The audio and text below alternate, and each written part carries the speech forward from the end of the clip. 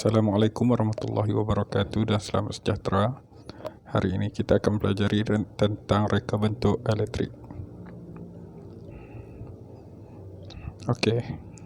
Dunia kini dipenuhi dengan pelbagai gadget untuk memudahkan aktiviti kehidupan manusia. Pelbagai reka bentuk gadget elektrik terdapat dalam pasaran untuk memenuhi keperluan dan kehendak manusia. Seiring perkembangan globalisasi, reka bentuknya pula menarik dan mempunyai fungsi yang berteknologi tinggi. Okey. Apakah elemen sistem elektrik? Elemen sistem elektrik terbahagi kepada 4, iaitu sumber, media, beban dan kawalan. Okey, apa itu sumber? Sumber tenaga elektrik ialah yang berpunca daripada jana kuasa, bateri, solar dan sebagainya. Terdapat dua jenis sumber tenaga, iaitu sumber yang boleh diperbaharui dan tidak boleh diperbaharui. Okey, sumber elektrik ni ialah dari mana datangnya elektrik itu sendiri. Okey, sumber yang boleh diperbaharui ialah sumber yang boleh digunakan semula dan bekalan tenaga ini akan kekal selama-lamanya. Contohnya seperti angin, air, matahari dan juga ombak. Manakala sumber yang tidak boleh diperbaharui pula akan habis dan tidak dapat dikitar semula. Contohnya petroleum, arang batu, gas dan tenaga nuklear. Okey, sumber boleh diperbaharui ialah sumber itu sentiasa ada. Macam angin, air, matahari dan ombak. Okey. Yang tidak boleh diperbaharui ialah petroleum, arang batu, gas dan juga tenaga nuklear. Okey, di sini ditunjukkan contoh proses penjanaan elektrik melalui hidroelektrik. Okey, seterusnya medium. Medium ialah perantara antara sumber dengan beban. Medium berfungsi untuk mengalirkan arus elektrik. Okey, dia sebagai pengalir elektrik sahaja. Medium terbahagi kepada dua jenis, iaitu medium yang berwayar dan medium tanpa wayar. Okey, yang biasa kita lihat ialah medium berwayar. Okey, medium ni ialah untuk mengalirkan elektrik sahaja. Seterusnya beban. Beban ialah peralatan elektrik yang disambungkan pada litar elektrik untuk membolehkannya berfungsi dan beroperasi. Beban akan menghasilkan kesan seperti kesan cahaya daripada mentol, putaran kipas daripada motor elektrik dan bunyi daripada pembesar suara. Okey, apa saja peralatan elektrik yang kita gunakan, ini dikira sebagai beban. Okey, yang terakhir sekali ialah kawalan. Kawalan bermaksud pengawalan arus elektrik secara selamat, iaitu dengan cara memutus dan menyambungkan litar. Kawalan elektrik dapat dilakukan secara manual atau automatik. Secara mudahnya ialah kita on dan juga kita off. Okey. Seterusnya ialah jenis-jenis arus. Terdapat dua jenis arus, iaitu arus ulang-alik AU dan juga arus terus AT. Arus ulang-alik ialah penggunaan arus yang berterusan. Arus jenis ini boleh dinaikkan dan diturunkan menggunakan transformer. Penghantaran elektrik dilakukan dengan keadaan voltan yang tinggi supaya dapat merendahkan nilai arus. Tujuannya adalah untuk mengurangkan kehilangan kuasa semasa proses penghantaran. Okey, yang ni contoh yang paling mudah ialah penggunaan elektrik di rumah. Penggunaan elektrik di rumah ialah arus ulang-alik. Seterusnya ialah arus terus. Arus terus merujuk kepada sistem kuasa dengan satu kekedupan voltan atau arus. arus ini mengalir adalah secara sehala. Arus terus dihasilkan daripada pelbagai sumber seperti bateri, sel solar dan dinamo jenis commutator. Dalam arus terus dan elektrik mengalir dalam satu arah sahaja. Sekiranya peralatan tu menggunakan bateri, menggunakan dinamo, menggunakan sel solar, ia adalah arus terus. 2.32 menunjukkan cara reka bentuk litar peralatan elektrik.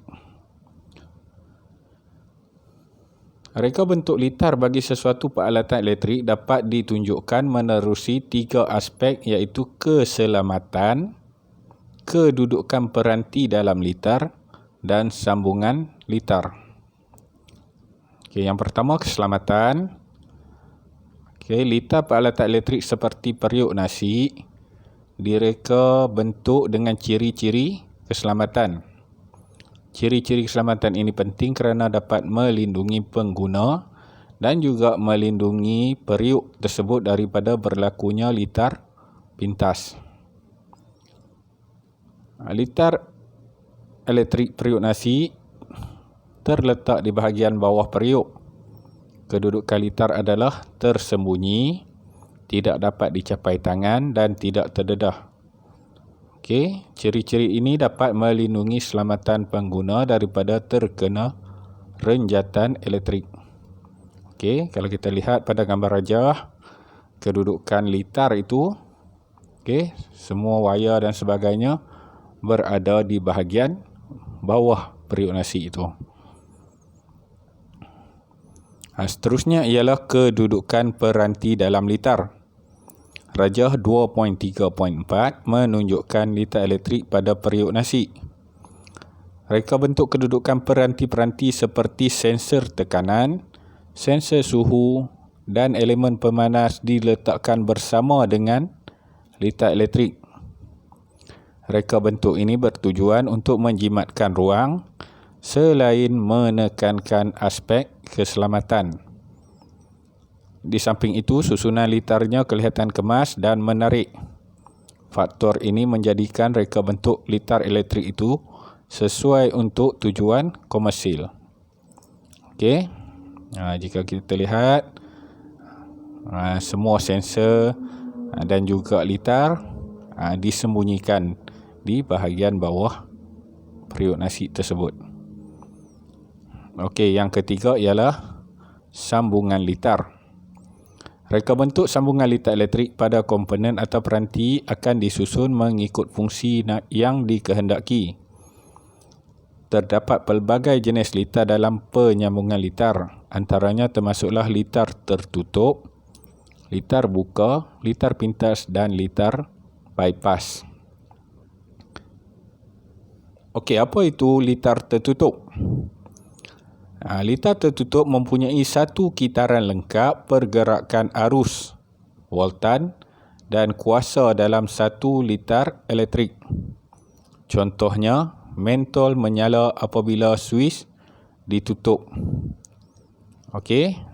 Jika kita angkat switch tu, dia adalah dibuka. Jadi bila kita tekan, ia adalah switch ditutup.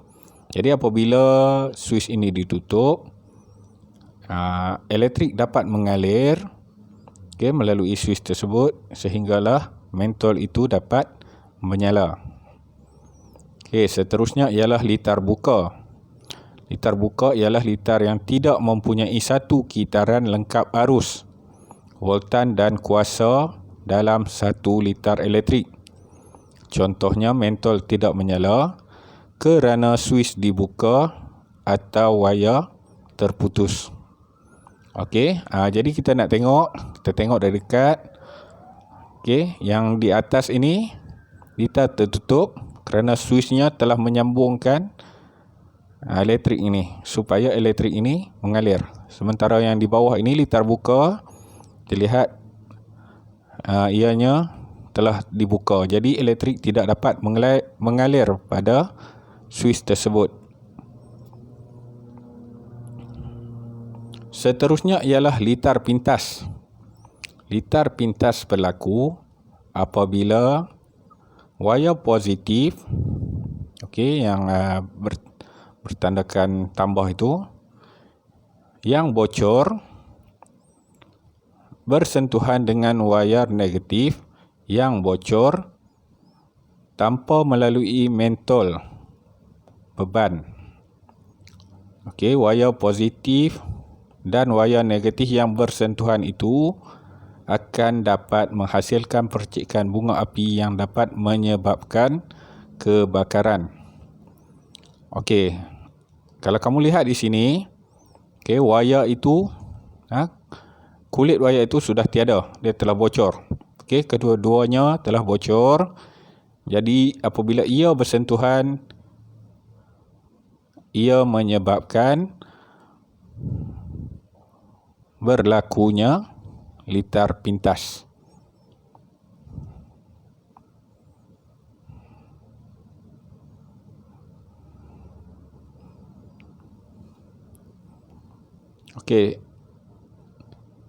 Info ekstra, litar salah kekutuban. Litar salah kekutuban ialah sambungan yang tersalah pasang pada litar elektrik. LED tidak akan menyala kerana kaki katod disambungkan pada punca positif bateri. Litar ini sepatutnya disambung mengikut kekutuban yang betul, iaitu kaki katod LED disambungkan pada punca negatif bateri. Maksudnya di sini ialah kaki LED ni dia ada anode dan katod, positif dan negatif. Jadi apabila kaki ini terbalik, maka arus elektrik tidak dapat mengalir dengan baik. Seterusnya ialah litar arus bocor.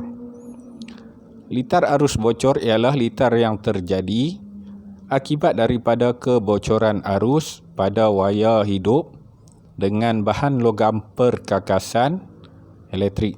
Jadi apabila ada arus bocor ini, maka ia akan menyebabkan berlakunya litar arus bocor. Itu saja untuk hari ini. Jadi kita akan sambung dalam bahagian kedua reka bentuk elektrik pada masa akan datang. Assalamualaikum.